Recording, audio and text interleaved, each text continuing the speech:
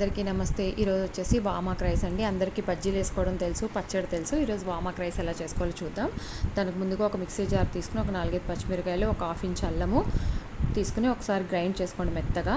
అది దాంట్లోనే ఇప్పుడు వామాకులు ఒక 15 నుంచి ఒక 20 ఆకులు తీసుకుని ఇంకోసారి గ్రైండ్ చేసుకోండి. అది పక్కన పెట్టేసుకుని ఒక కడాయి తీసుకుని దాంట్లో ఆయిల్ వేసి ఆవాలు, శనగపప్పు, మినప్పప్పు, పల్లీలు వేసి అవి బాగా వేగిన తర్వాత కరివేపాకు, జీలకర్ర, పసుపు, మనం కింద గ్రైండ్ చేసుకున్న వామాకు, అల్లం, పచ్చిమిరకాయ ఉంది కదా, ఆ పేస్ట్ కూడా వేసి ఒక 2 మినిట్స్ ఫ్రై చేసుకోవాలి. తర్వాత రుచికి తగ్గట్టు ఉప్పు వేయాలి.